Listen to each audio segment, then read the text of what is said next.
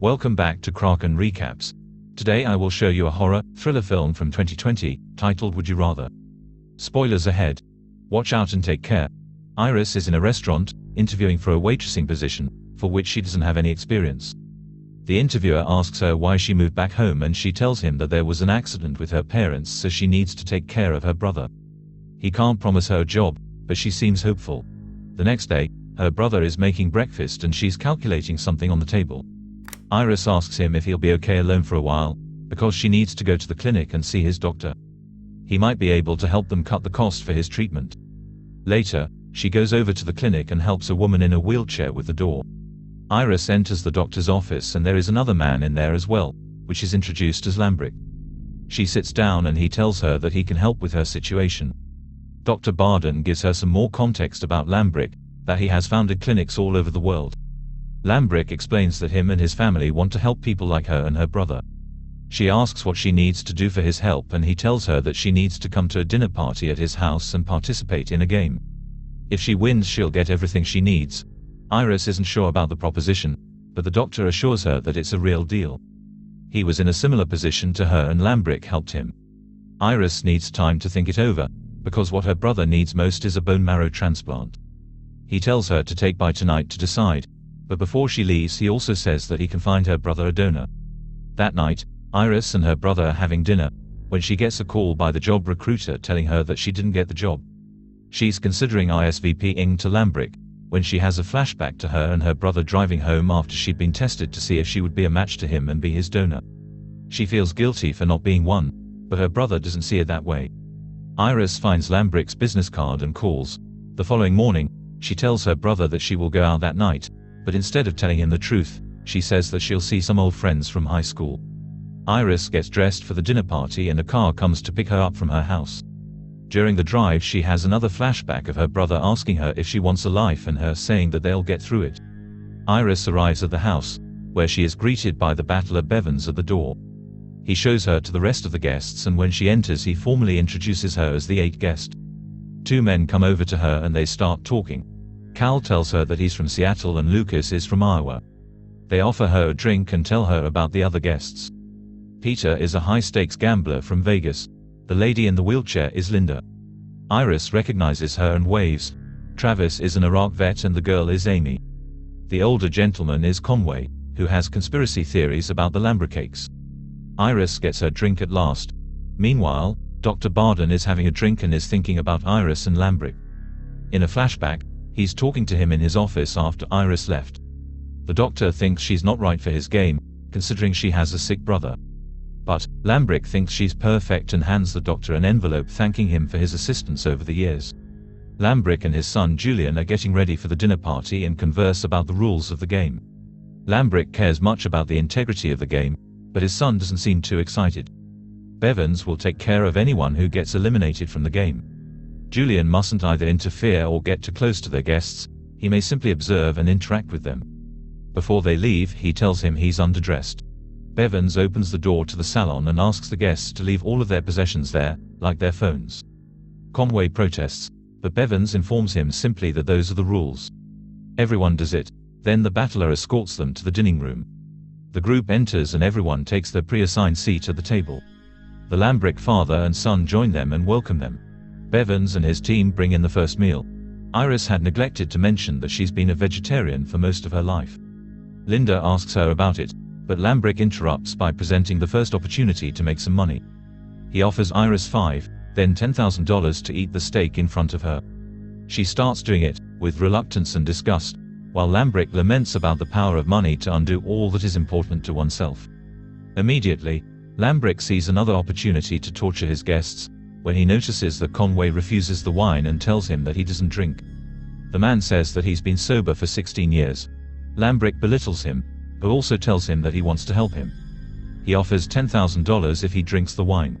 Conway refuses, but he offers him $50 if he drinks a full bottle of scotch. The man is devastated as he begins drinking the scotch and Lambrick laughs at him, applauding him for his choice. The dinner is soon over, with Conway drunk at the foot of the table. The game is just about to begin, to the amazement of the guests. Lambrick tells them that the game officially begins now and that it is essentially a children's game, called Would You Rather. In each round, the player will be given a choice between two things, usually horrible.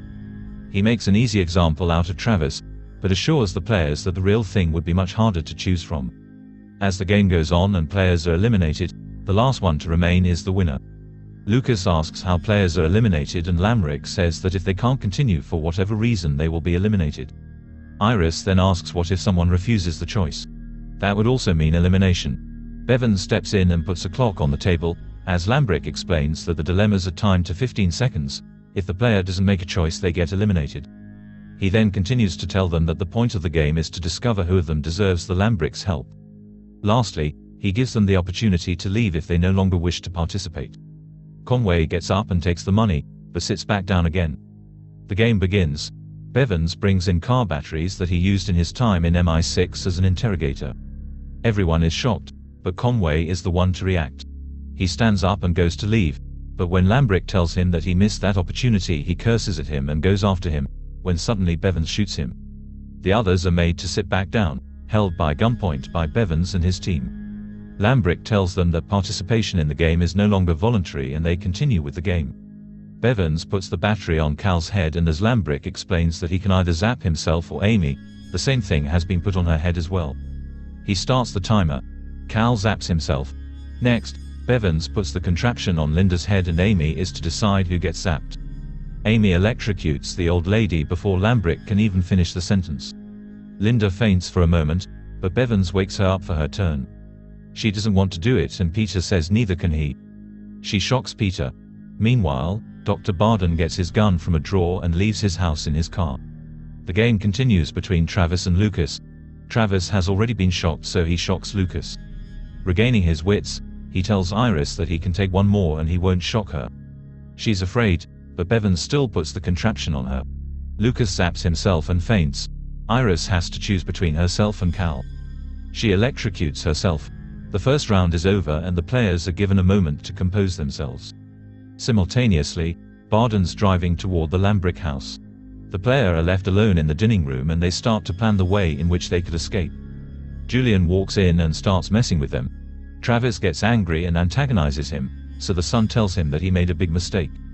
One of Bevans's men walks in and Julian instructs him to cover the walls and area around the table with plastic. Travis is still angry, but Lucas tries to calm him and the rest telling them that they want them to turn on each other.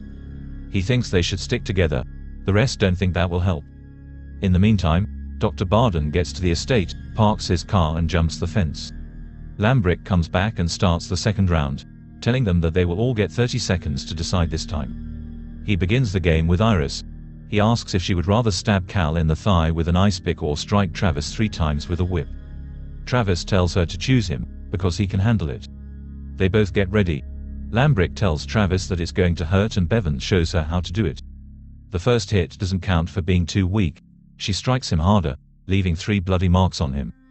Then Lucas is given the same choice between Iris with the ice pick and whipping Travis again. The men understand each other that it should be Travis again, because stabbing someone in the thigh can be dangerous. Lucas strikes him and Julian seems to enjoy watching his pain. Lucas apologizes to him and Lambric gives him his dilemma: to stab Lucas or be lashed 3 more times by Bevans. He can't do it and asks what he did wrong. Travis chooses the whip again. Lucas wants him to change his mind and stab him, but the Lambrics won't allow it, since it's against the rules. Bevans lashes him and destroys his back. Lucas tells Iris that he needs medical attention by this point. Meanwhile, Barden is getting closer to the house. He stops and hides when he sees a guard outside. Back at the table, it's Peter's turn and the choice is again between the ice pick and 3 more lashes for Travis. If he chooses the pick, it will have to be Linda. He doesn't want to stab a lady, but he doesn't want to hurt Travis any further. Peter says that Linda is paralyzed and won't feel a thing. He convinces her to let him do it and tells her to close her eyes. Lucas instructs him on how to do it. He stabs her and thinks he hit an artery. Lambric moves on to Linda's decision and it's Travis again or the ice pick for Amy. Peter is attending to her wound, when suddenly she grabs the pick and stabs Amy, who slaps her in return. This delights Lambric. Now that it's Amy's choice, he tells her to either whip Travis or choose any player she wants to stab. She looks at Linda and reminds the rest of the players that the game isn't about helping each other, but eliminating each other. Amy stands up and decides to stab Iris, asking if she could stab her anywhere. Lambric half answers her, when she already stabs Iris in the waist. Lucas tries to help Iris, when Travis collapses. Simultaneously, Barden sneaks up to a different part of the house and gets into the basement. He gets his gun ready. In the dining room, Bevins checks on Travis, but he's still breathing. Peter gets their attention, because Linda is unconscious. Bevins checks on her too, proclaiming that she's dead and wheels her away. The choice is now Cal's: finish Travis or stab Lucas. Cal thinks that maybe Amy is right and he has to eliminate someone. He decides to lash Travis. Travis is half dead at this point. When Cal sits down, he tells Iris that it had to be done. She disagrees. Lambrick proclaims the second round over. He goes over to Bevins and asks him about Travis. Bevins tells him that he's still alive, but he can't continue playing. Lambrick chooses to move him out and informs the rest. He whispers something to Julian and consults quietly with Bevins. Simultaneously, Lucas asks Iris if she could run and suddenly jumps up, as Cal uses the whip to hit one of the guards. They all stand up and begin fighting with the guards, pushing Julian on the ground. He hides under the table. Amy stands aside. Lucas fights with Bevins and one of the guards grabs Iris. She stabs him with the pick and Cal lashes him. Then Cal goes over to Lambrick to whip him, but he shoots him and threatens everyone to come back to the table, including Julian. The remaining players take their seats, but Julian notices Iris is missing. Lambrick sends him and Bevins to find her. Iris escapes, but is still in the house dodging Bevins. He goes up to the second floor. In the meantime, Julian finds her and grabs her. He beats her up and wants to rape her. Both Bevins upstairs and Barden in the basement hear her screams. She stabs Julian with the pick and punches him off, when Barden appears in the basement. He tells her that he'll get her out of there, when he suddenly gets shot. Bevins has killed him. Julian tells him to shoot her too, but the battler tells him that his father will be very disappointed in him. He will take Iris back to the game, while Julian will be taken upstairs and left there. Iris comes with him peacefully. Lambrick rejoices when he sees her and asks about Julian. Bevins tells him what's happened and he goes to check on his son.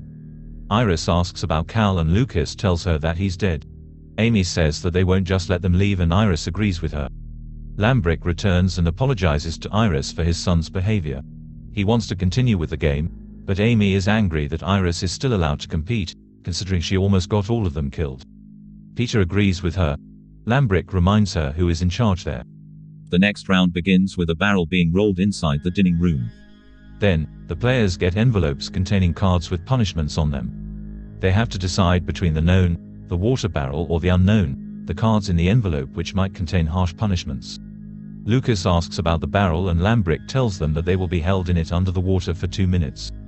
Peter is the first to make a decision. He thinks he's figured out the game, so he starts analyzing his choices. Bevins starts the timer, as Peter continues talking. He chooses the envelope. The card inside shows a symbol. Lambrick interprets it for him as holding a firecracker in his hand. Peter is smug about his choice, thinking the punishment is small, when he is given dynamite.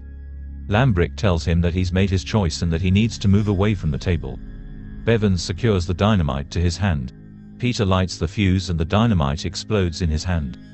He faints, as Lambrick goes over to see the damage up close. Bevins tells him that he might be having a heart attack, but it turns out that Peter is already dead. Lucas is next. He thinks he won't make it for 2 minutes underwater, so he chooses the envelope as well. His card has an eye on it that Lambrick tells him that it means he has to slit open his eye with a razor. Lucas begs and pleads, saying he can't do it, but Lambrick gives him 30 seconds to decide if he'll cut his eye or die. Iris cries as she sees him struggle. Amy is uncomfortable too. In a moment, Lucas does it. Iris chooses the barrel, unwilling to gamble. Lambrick sets the timer and Bevins submerges her under the water. She immediately begins to struggle. Amy can't even watch. Iris has a flashback of her brother telling her about a dream in which he's drowning and she tries to save him, but can't. She begins to drown, but Bevins just holds her tighter. Her 2 minutes are up and she survives contrary to everybody's expectation. Lucas asks what was in her card. Lambrick tells Lucas to check, and when he shows him the card with a tooth, he says it was a close call. The card meant she'd have all her teeth extracted. Bevins is disappointed. Maybe next year, Lambrick says. Amy is the only one left. She chooses the envelope, because her husband drowned her child and she doesn't want the barrel. Unfortunately, her card also means barrel, only to stay under for 2 minutes longer. She goes to the barrel and Lambrick sets the timer again. Bevans holds her down and Iris can't take it. He's drowning her. Amy stops struggling and Bevans takes her out. Lambrick is disappointed this time. He had his bet on her winning the game. He tells Iris to sit across from Lucas for the last round of the game. Before the final round starts, Lambrick shares a few words. He says that this game is one of the best he's had and that he'd be truly happy if either one of them won. Then, he tells them that they will flip a coin to decide which one of them will go first in the last round. Heads is Iris and tails is Lucas. Bevans flips the coin. Iris gets to go first. The final, would you rather, that Lambrick gives her is between ending the game with the two of them leaving empty-handed or eliminating Lucas and getting everything. Lucas expects her to make the right decision and tells her why he came to the dinner party. He begins talking and Iris shoots him point blank. Lambrick, Bevans and all of the staff applaud her for winning. Bravo! Iris gets the money and the donor for her brother has been located as well. Lambrick asks her to thank him for his generosity, which she does and then walks away. Iris arrives home and puts everything down. She goes to check on her brother and thinks that he's sleeping. Then, she goes to wash up and prepares for bed. Iris goes to check on her brother again, but he hasn't moved at all. She turns him around and sees that he's dead. Make sure to subscribe and turn on notifications so you can watch more videos like this. Thanks for watching.